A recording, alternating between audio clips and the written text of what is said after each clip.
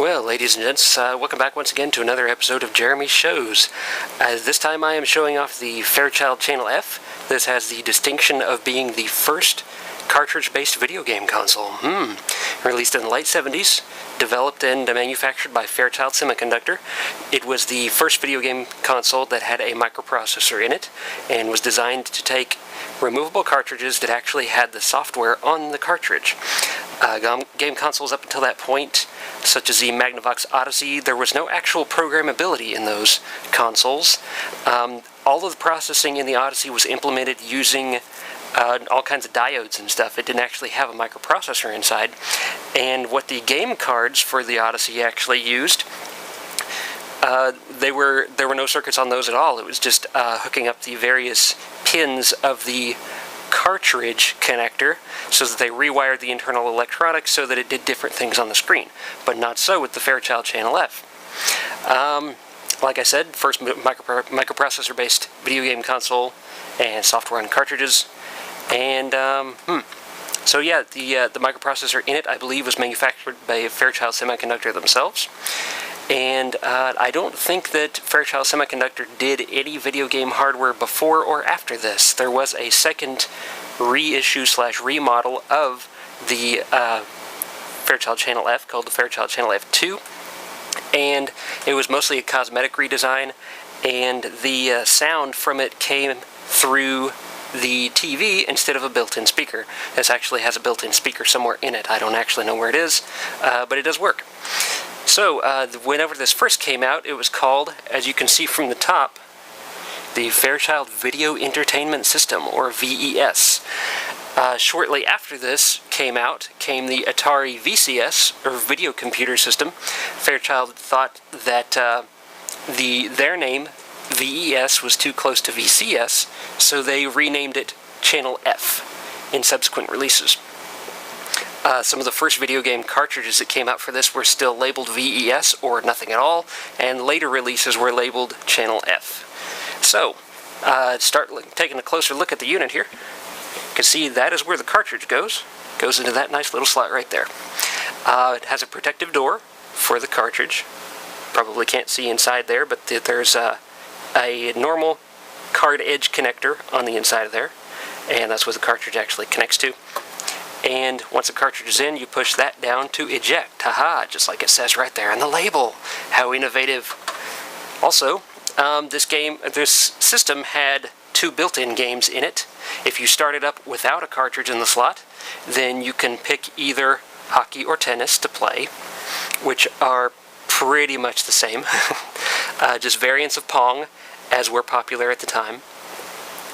There's the reset button, which it recommends that you do every time you turn the system on. In the case of my system, sometimes the games start up with graphical glitches on the screen, and you push the reset, and that magically fixes them for the most part, except for the graphical glitches that are, I guess, permanent to my particular unit. Sometimes resetting gets them off of there, sometimes not. Also, looking at these other buttons here, depending on the game, you may get on-screen prompts for ways that you can configure and change the game. You can change how long you play, the game mode. 4 typically just starts the game. If you just push it immediately when you start a game, then it starts the game with default settings. Otherwise, you can fiddle with these and change stuff like the speed and time and that kind of stuff, like I said. Looking around to the side of the unit, something that I hate in general is consoles that have the external stuff hardwired into the unit, and that's true for every fucking thing on this goddamn console.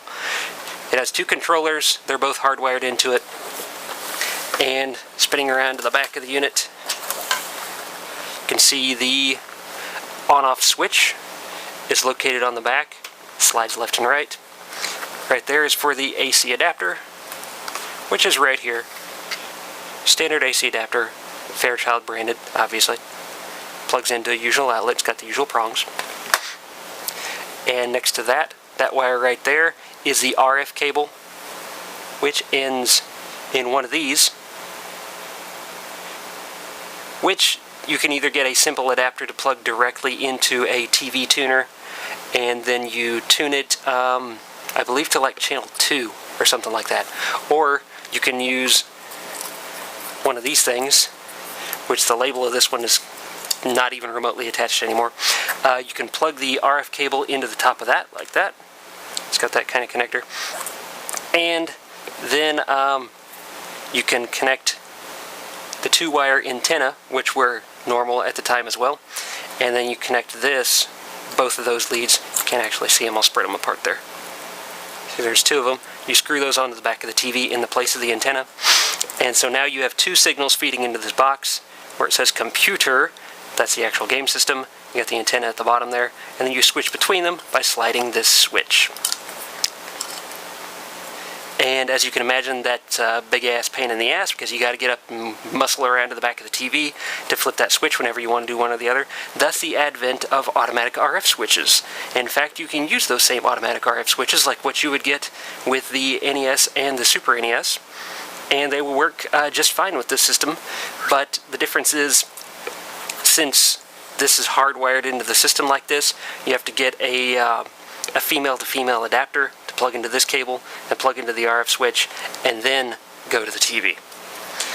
This length of cable, though, combined with the length of cable on the automatic RF switch, kind of worries me a little bit about signal loss, so I didn't use one of those.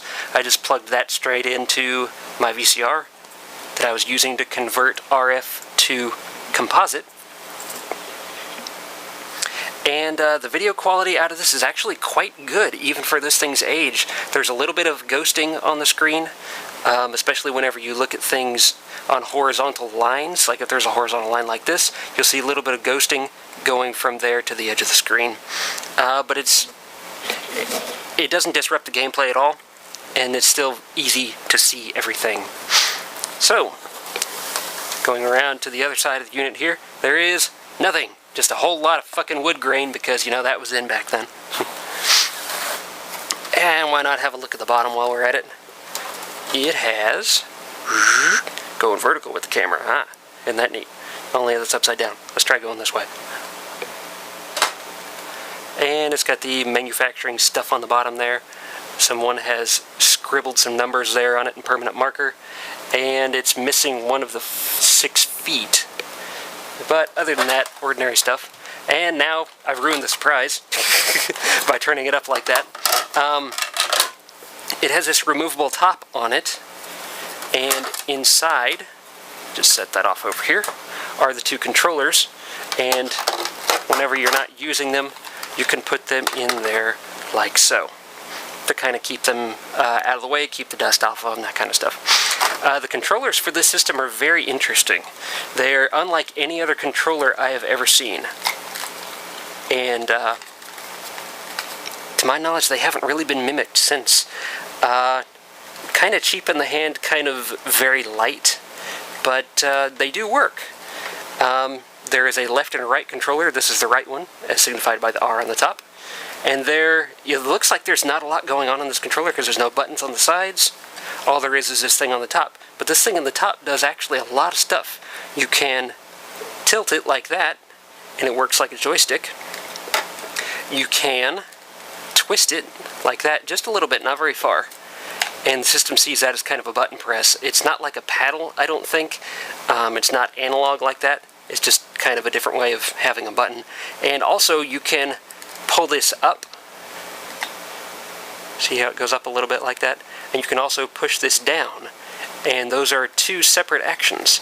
So, yeah, in this one little weird little stick, there's actually quite a bit of functionality. I was impressed. There's 2 of those controllers for 2-player games. Some of the games, the system has just barely enough memory and horsepower to do an opponent. Let's see, what else is there to be said about this system? Obvious next thing I could do is show you one of the games. I have one of the games right here. This is in the original box. I have several of these games. Some of them still in the original box, which is very impressive after all this time.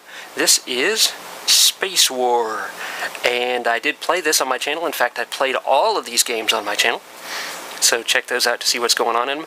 I would describe Space War to you, but I've already forgotten what it's like. That's how my memory works. Exclusively for the Fairchild Video Entertainment System.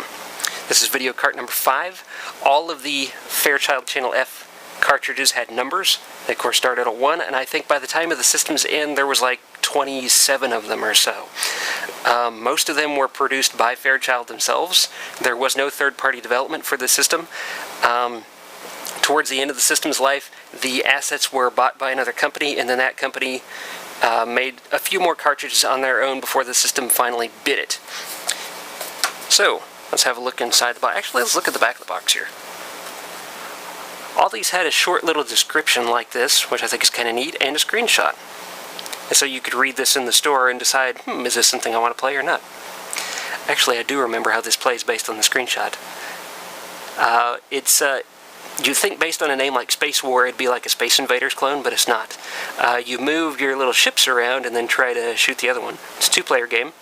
What you are that little blue guy right there, and this shows him shooting at the little red guy. And you move your guy around the screen, try to avoid the little X's. You don't die if you touch them. You just kind of get slowed down.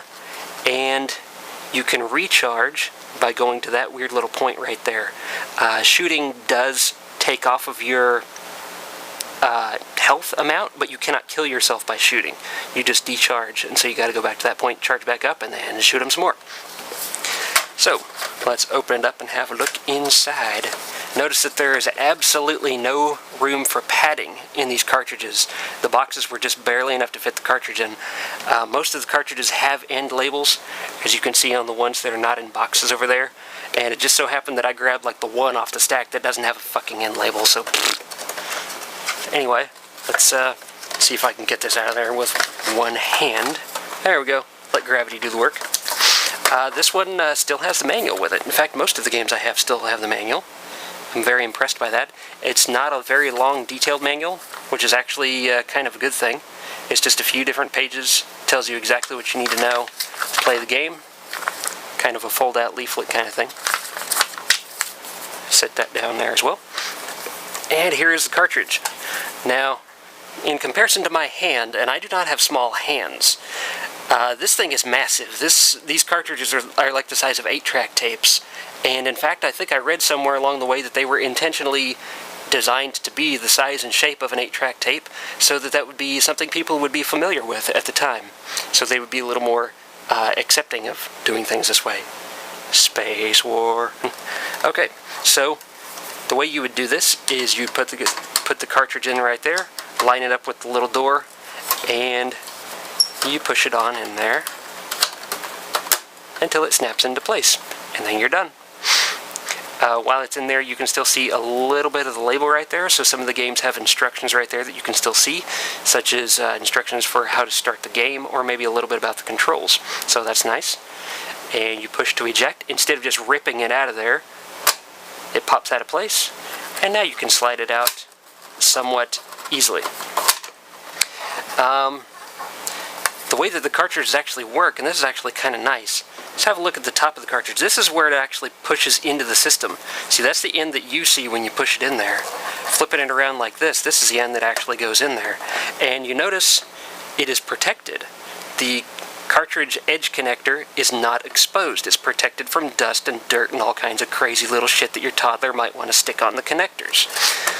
Whenever you push it into the system, it's got these little tabs right here that it grabs onto. That pulls the protective door down like this, and inside you see the card edge connectors, and that's what actually connects to the system. And inside the cartridge is presumably a ROM chip of some kind that actually has the software program on it. So that's the cartridges. Also, along with this package, I got the remarkably generic box. The title on the box for this actually combines the two names together. It calls itself the Fairchild Video System F. So I guess there was a transitionary period between VES and Channel F, and they called it this. Have a look inside, and what do we have? The manual. The manual is actually very helpful for this because when I was looking at the on-screen instructions for pushing these buttons right here. All it does is it puts a letter up on the screen and then a question mark. Like it'll say T question mark or M question mark. And without the manual, you'd have no idea what the hell that means. So again, this is not a very thick manual. It has lots of pictures, simple instructions. I can turn some pages here. It tells you how to connect it, also with lots of pictures. It tells you what channel to tune to. Apparently it's channel 3, so I was not quite right on my guess. I think it's the Atari 2600 that defaults to 2. And then it tells you how to play the built-in games, playing the hockey game, and it tells you what all these prompts mean. So, T right there, it's asking you to select a time limit. S is asking you to push one of the 4 buttons. M is asking you to select motion or speed.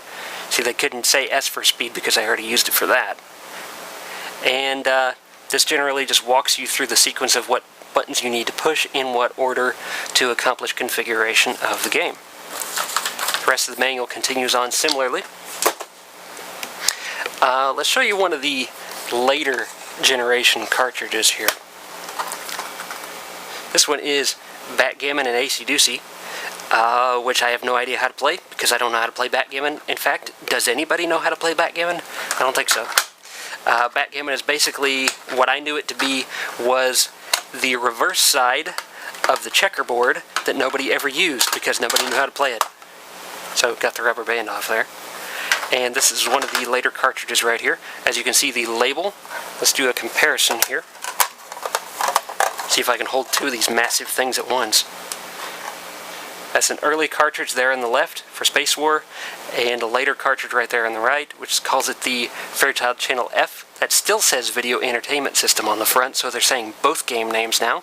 But they have instructions right here on the label. They knew that people were going to lose the fucking instructions, so they put them right there. How nice is that?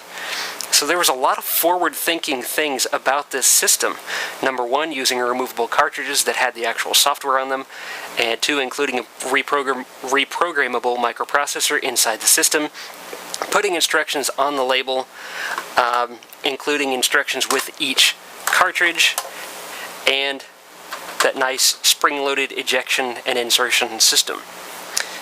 So, I can't think of anything else to say about this system other than it's very interesting. It's an interesting point of history, and for not some of the innovations in this system, video gaming may be a very different beast today if it even still existed. So, hope you enjoyed the Fairchild Channel F. I'll be doing more Jeremy shows soon. Don't know what I'm going to do, but whatever it's going to be cool. So, see you then.